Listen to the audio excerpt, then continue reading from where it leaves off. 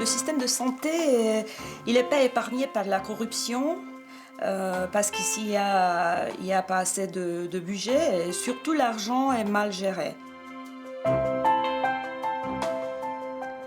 Faire des centaines de kilomètres pour être soigné, devoir payer des dessous de table pour pouvoir être opéré, c'est la réalité de milliers de patients en Roumanie. Nous sommes à Târgu Jiu dans les Carpates, où l'accès aux soins s'apparente parfois à un parcours du combattant. Florin Nicolescu, bonjour.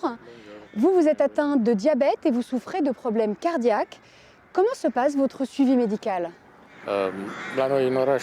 Dans ma ville, il n'y a pas de spécialiste pour traiter les problèmes de santé très graves. Donc, je dois me déplacer jusqu'à Bucarest, à plus de 300 km. Et c'est très fatigant et aussi très coûteux dans ma situation. Pour soigner ses problèmes cardiaques, Florin Nicolescu devrait se rendre tous les 2 mois à Bucarest. Un voyage trop coûteux avec moins de 250 € par mois de pension d'invalidité. Ses journées sont rythmées par les prises de médicaments pour traiter les lourdes conséquences de son diabète.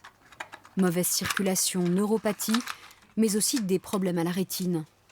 Et seuls les traitements du diabète et son insuline lui sont remboursés par l'assurance maladie. Les bandelettes pour tester la glycémie, dans mon cas, elles ne sont pas gratuites. Il faut que je les paye en totalité. Et comme c'est assez cher, j'essaye d'acheter des produits périmés qui sont beaucoup plus abordables. Elles sont périmées depuis combien de temps, celles-ci ?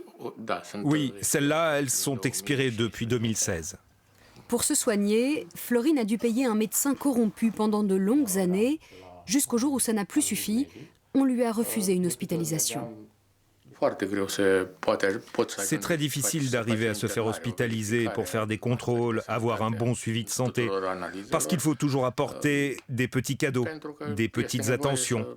Mais dans mon cas, à cause de mes possibilités financières réduites, je ne pouvais offrir qu'une enveloppe très maigre, une bouteille d'alcool, un paquet de café, et probablement ça n'a pas été assez. Nous quittons les Carpates pour rejoindre Bucarest, la capitale roumaine.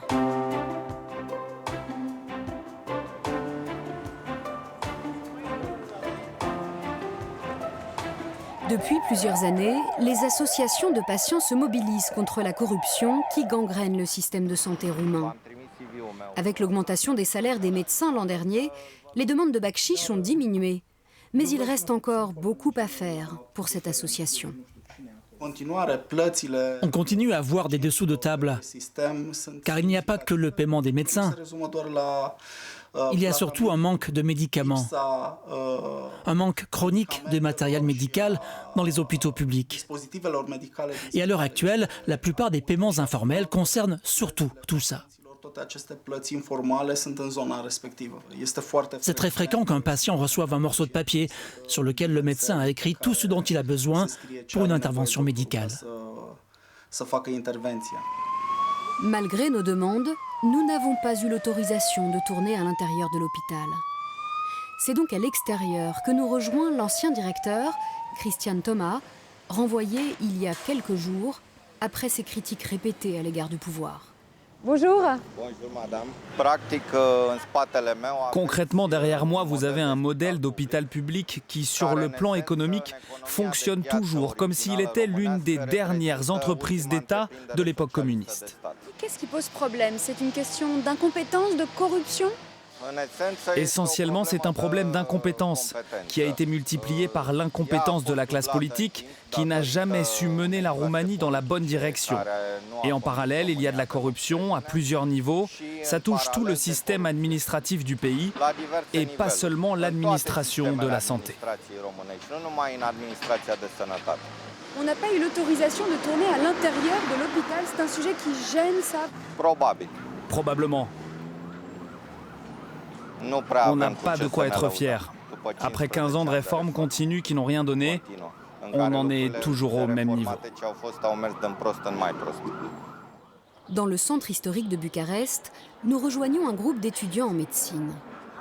Parmi eux, un jeune Français accepté sur dossier, car il n'y a pas de concours d'entrée dans la faculté de médecine roumaine.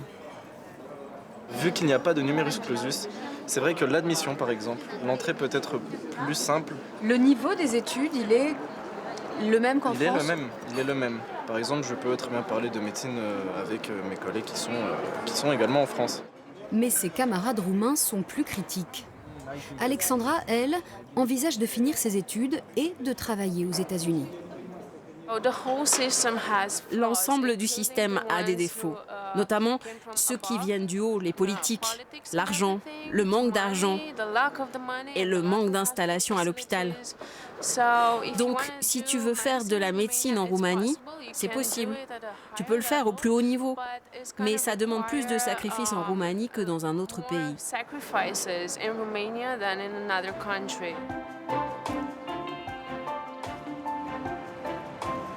Nous quittons Bucarest et ses étudiants en médecine. Leur diplôme en poche, certains partiront à l'étranger à la recherche d'un avenir meilleur, notamment en France, où plus de 4000 docteurs roumains sont venus combler les déserts médicaux, au risque peut-être d'en créer davantage dans leur pays d'origine.